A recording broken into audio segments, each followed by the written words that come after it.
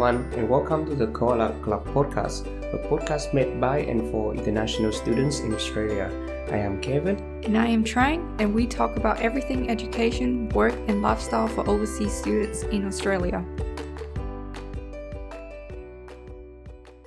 Hello, everyone, and welcome back to another episode of the Koala Club podcast. This one is going to be a very fun episode where we talk about a few places in Australia that we feel like you have to visit. And personally, maybe we have visited them or we really wanted to go visit them.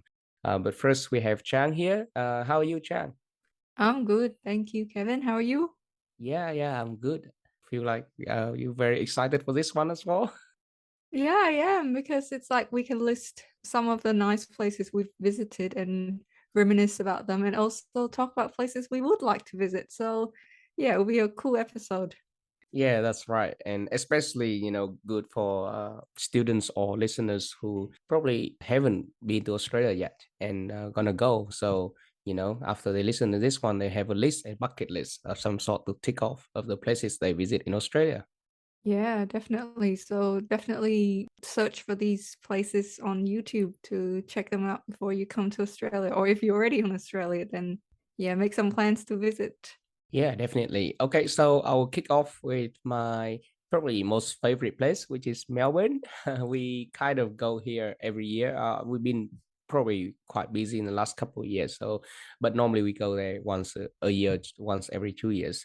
So Melbourne is not really far from Sydney. It's about 2 hour ish flight from Sydney, and is one of the biggest cities in Australia. Many years it has been voted as the most livable city in the world. So, there must be good reasons for that.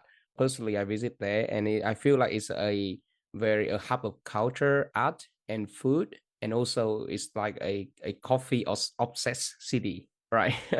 Everyone there love coffee, and the coffee there very good.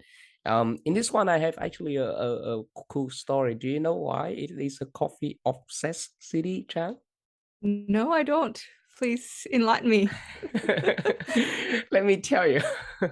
So I did a little bit research here. So it is a coffee obsessed city because like I think it was don't quote me on this. It was the 1900, I think. But there was a big migration rush to Australia, and a lot of them is from Italy, so from Europe, but Italy in particular. And back then, there was a big invention in the world that changed coffee forever, which is the invention of the espresso machine, right? So all these people from Italy came over to Australia, and they were like, oh, well, what can we do? We know how to make great coffee with this new espresso machine.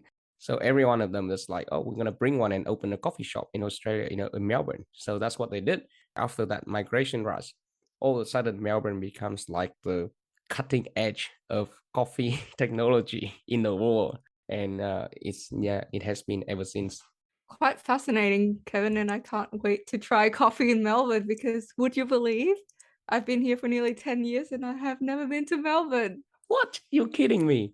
No, so I'm actually going next month, so I'm very excited. So that's why I'm like excited to hear you describe Melbourne as well, so I can hear about what are the great things that Oh, I there can you do go. or see there. So yeah, good timing. Absolutely, you're gonna have so much fun. Are you gonna fly or drive? Yeah, fly.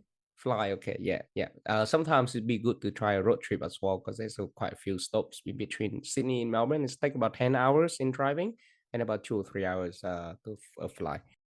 So what's in Melbourne? They have, well, Melbourne CBD, which is Central Business District, and they have a lot of, like, you probably see online these alleys with full of Mm, graffiti art, and that yep. is really popular as well.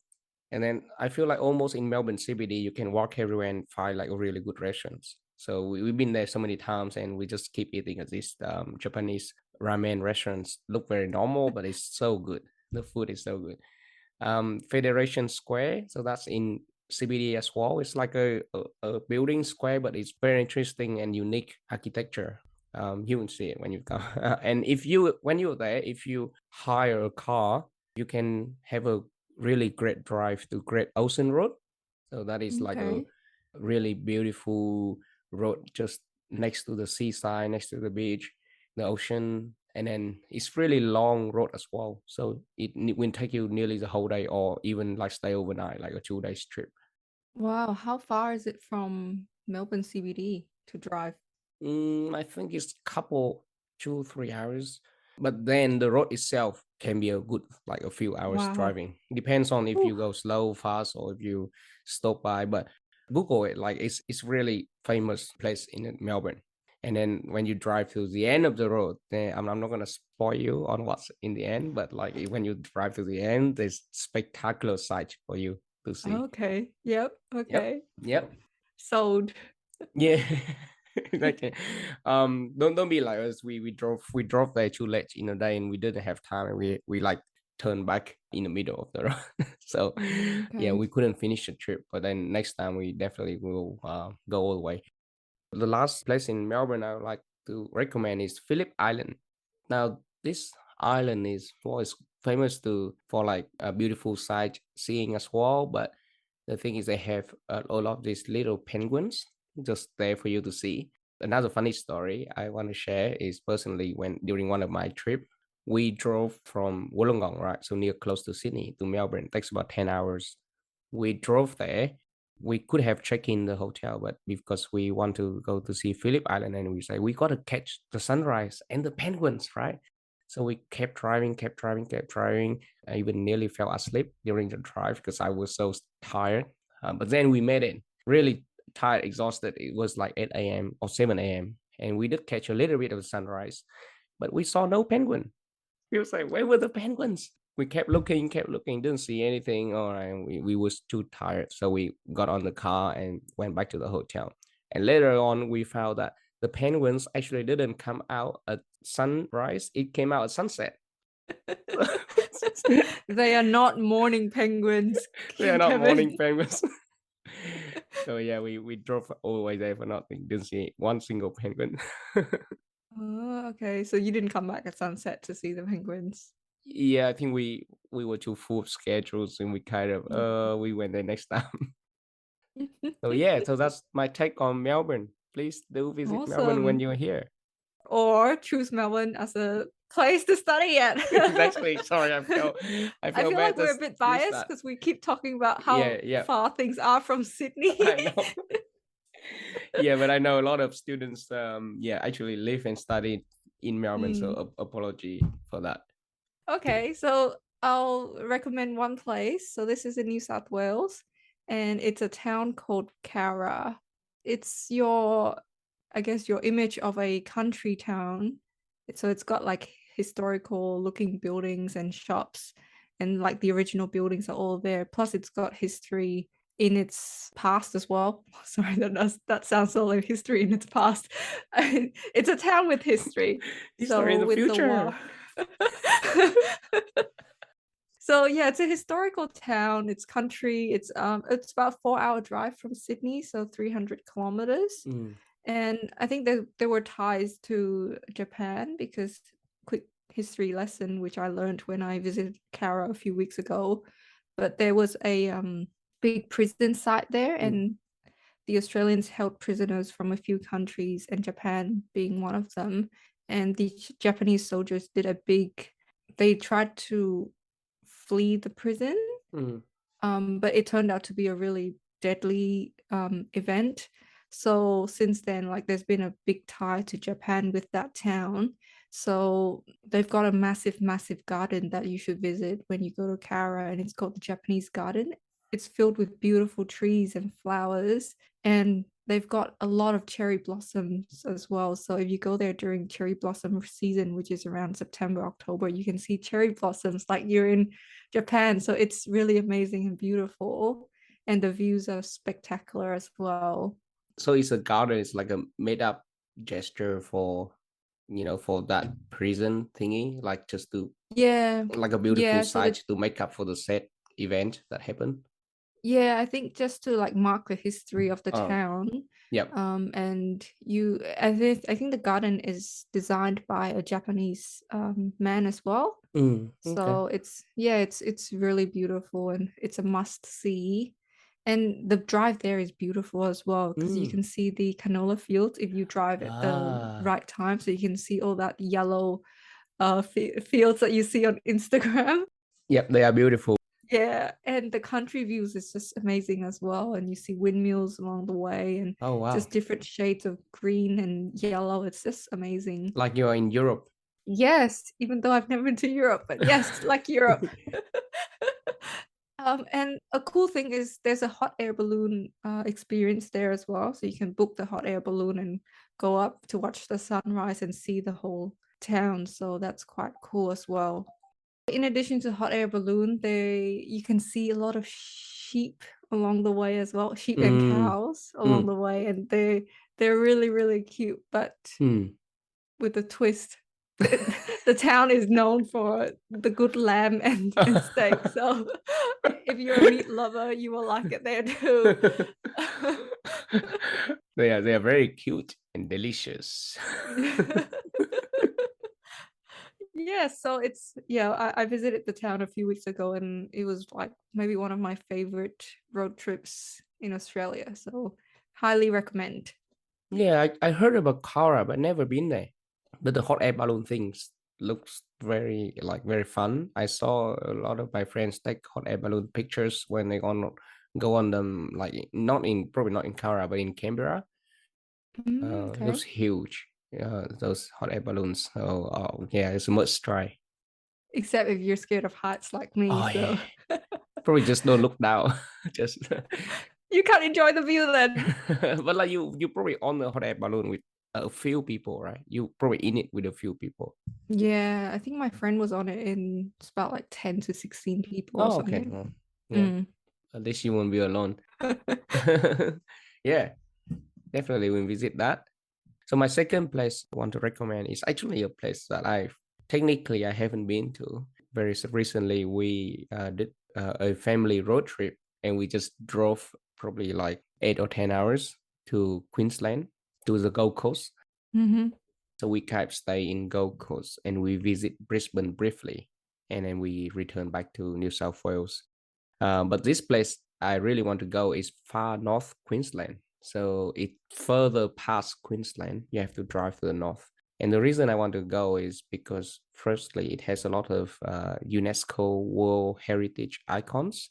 It has cairns, which has the Great Barrier Reef. So it is the world's largest coral reef, comprising more than 2,900 reefs and 900 islands. It is like mesmerizing. It looks very beautiful. And thing is, you can do scuba diving there as well. So you can go Mm. diving and you can, just enjoy the whole coral reef with all the sea creatures like fishes and turtles. It has one of the most beautiful forests as well, called Daintree Forest. It is a verdant paradise, features movie cools, waterfalls, clear blue lakes, sunlight shimmering through the trees, tropical vegetation, and exotic wildlife. So I'm not sure how, like with the exotic wildlife, I like it's not my writing, right? I got these beautiful words from a website too, so we will link to the show notes so that don't don't copyright me. This I'm paraphrasing. So, but this exotic wildlife, I'm not sure how dangerous they are. I would call a lion exotic, but I don't want to see them in person. So, but yeah, I haven't been there. Really want to go, and looking from the website, it looks really, really beautiful. Have you been there?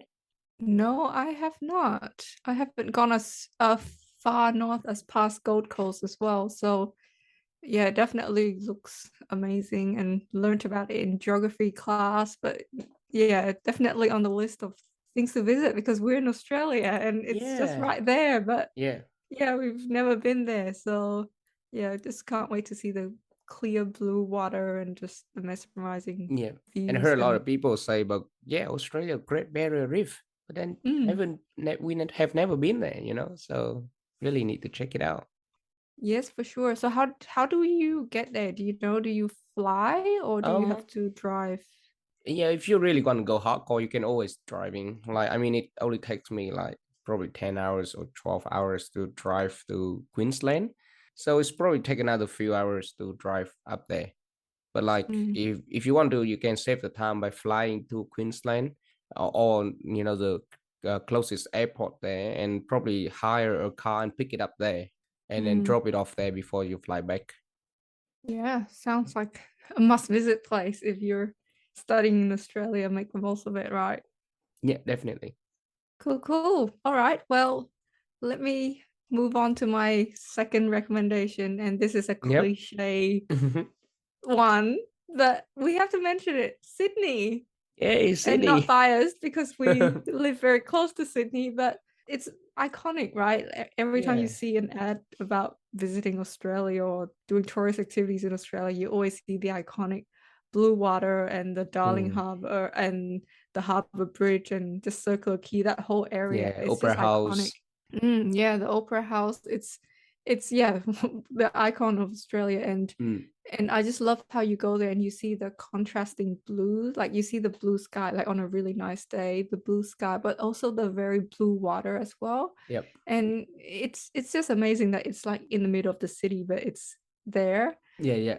So it's just yeah. If you study in New South Wales, then I'm sure you would visit Sydney. But if you're studying in another state, yeah, make Sydney on your bucket list as well because yeah, it's just beautiful there. And actually, the Harbour Bridge, you can climb it as well if you are Yeah. interested in that. But as mentioned, I'm scared of heights, so not on my list. But for you adventurous types out there, then for sure try that.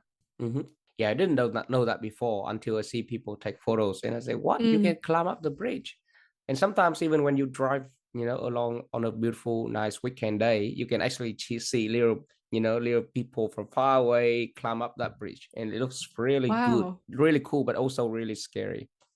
Yes, it looks very scary. I probably wouldn't do it either.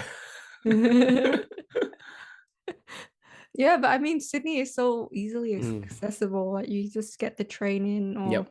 drive in, and it's just got everything there. So you Mm, can go shopping if you want to, and there's even an aquarium and the zoo there as well. If you've got kids or if you're a big kid at heart, just go visit. yep. But Yep. yeah, and even if you walk a little bit out, then you can have a nice walk around the city or go to some hiking tracks around the city as well. Yeah. So And not I not haven't too tried far. it, but yeah. Yeah. Not too far from the city as well. There's a lot of national park and Mm, a lot of greenery, so a lot of hiking track. It's mm. beautiful. Yeah. Yes, very must visit, and Hmm. just the vibrant city vibes as well. You can feel the energy and the buzzing when you go into the Yes. city. And Yes. even if you Absolutely. just hop onto the tram and just go Hmm. around the city, then you see the nice high rise and some of the older buildings as well. So a mix of both. So Mm. quite cool. Yep. Yep. Definitely. Sydney is an icon that either you live and study there, or if not, you probably have to visit someday. Okay, so my next place I want to visit is Adelaide, and in particular the Barossa Valley, which is one of Australia's premier wine producing regions. The reason is because I have heard that Adelaide is a beautiful city, and also South Australia in general is very beautiful as well. So that's the reason I want to really to visit, because I've gone to Melbourne, gone to Queensland, and it feels like I want to try out some place new. And Mm, yeah, Adelaide is in the list. So talking about the Barossa Valley, it is a like a premier Australian winery region. It's only 50 minutes northeast of Adelaide, so it's not really far away. And there are more than 150 wineries and 80 or so cellar doors to explore. So if you're mm, a fan of wine, red wine, white wine, it is a must place to visit. Besides the wineries, Adelaide also have like a collection of beautiful beaches that you can visit. Like one of my friend that did a road trip before, so he actually drove with his family from Sydney to Adelaide himself. Is takes the whole trip probably 2 to 3 weeks, wow. because it's really far away. You need to drive for a long time. But there was one photo when he captured the sunset, and he was driving on the beach with his four-wheel car.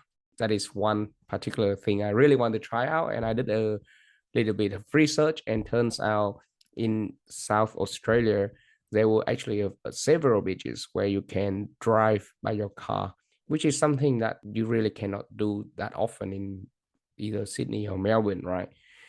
So we leave the link in the show note for you guys to have a look at those beaches where you can drive with your car in South Australia. Some of them has beautiful sand pit. They really look like you in a desert, for example.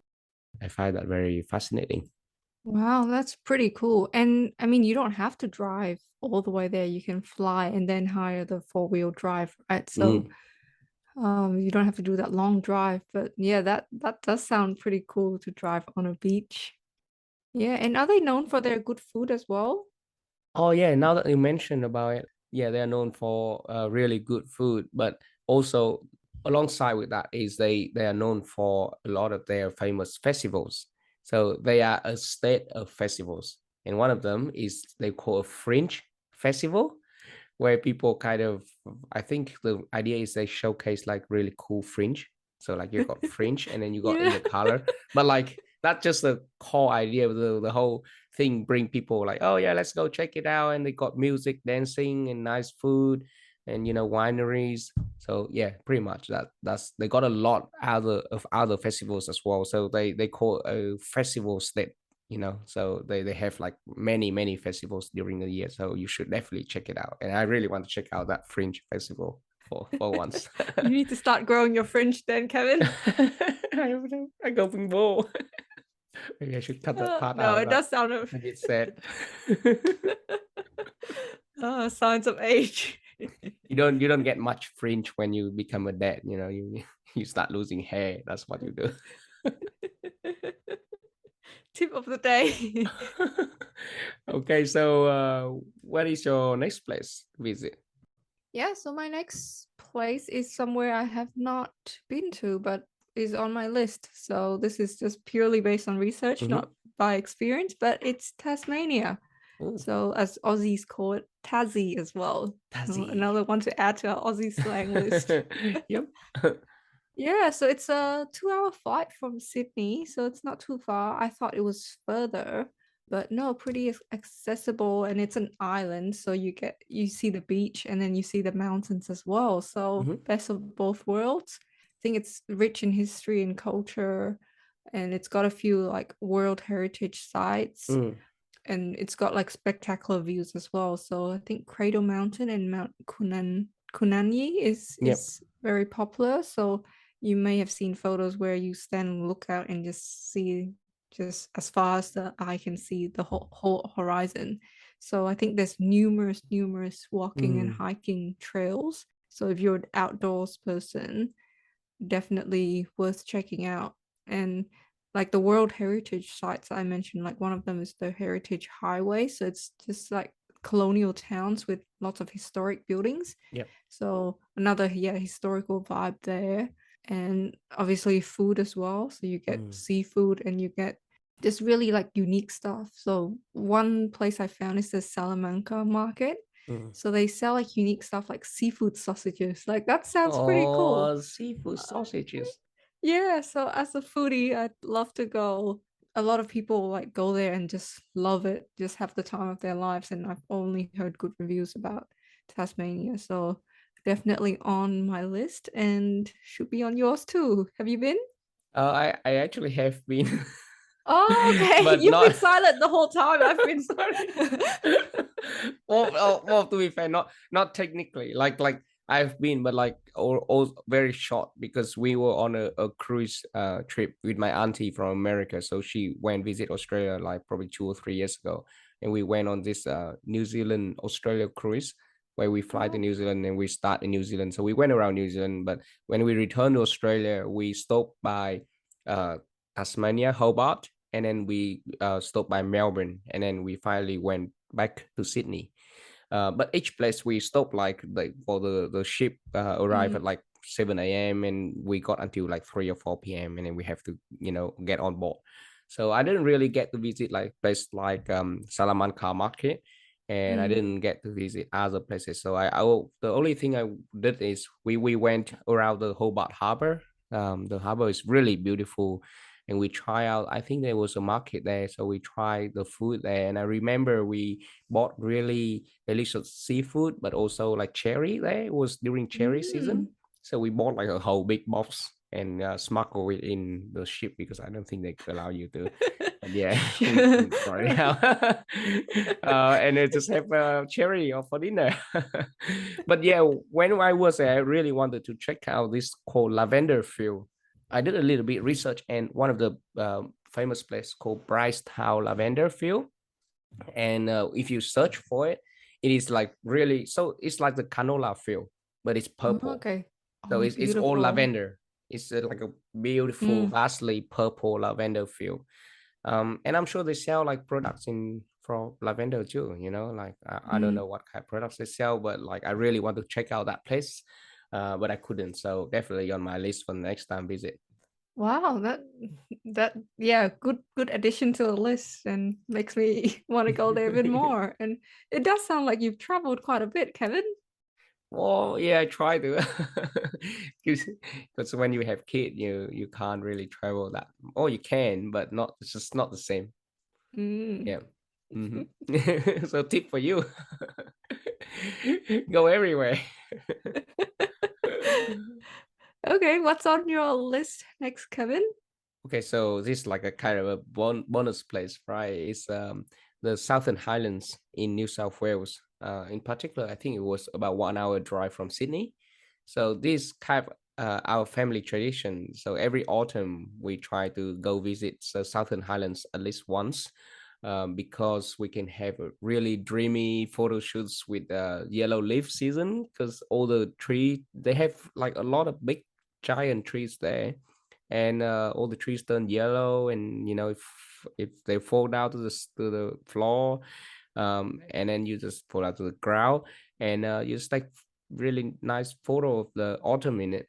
One of the big place there is Kangaroo Valley, where all the sightseeing and Mm. all that nature site is really beautiful to see. You can go visit the Minamura rainforest as well, really beautiful forest. And when done exploring for the day, you can go back to the Barrow village or a lot of Mittagong town, a lot of little really cute towns there for some lunch and coffee and whatnot. And if you go during a certain time in autumn, which we did very recently, they have what they call the Tulip Festival. So probably a lot of people know about Floria, which is the flower festival in Canberra. So this one is very similar, probably a little bit smaller, but nonetheless, the tulip there is very beautiful. The ticket's not very expensive. I think you pay like $12 or $13 per person. Nice. And I think the Tulip Festival was on last month, so September Mm, as well. yeah. So is it twice a year? Is it? Yeah. Yeah, so it's pretty cool because we did drive that past those towns on the way to Cara. So we did Oh, see a okay. glimpse of the tulips Yeah, yeah, just yeah. at the park. Yeah, they were beautiful. And yeah, I've been Mm. to Barrow and Kangaroo Valley, Minamura Rainforest, and there's a waterfall there as well, which is pretty cool. Yeah. So yeah, very nice place to visit. Yeah. So I haven't actually been to the Minamura rainforest, and I want to go next time for a little bit of Yeah, the hiking. walk is good as well. Yeah, even though they say it's hiking, but it's quite an easy walk and people take kids there. So Yeah. yeah, family friendly as well. Probably have to wait for my kid to get a little bit older, because if I go now, he probably just go like 5 or 10 minutes and said, "Daddy, carry me, please. Carry me, carry me." Extra workout for you. Oh yeah, yeah. I'm not really ready for it right now. So I'll be exhausted. I'll be crying. Oh, can we go back?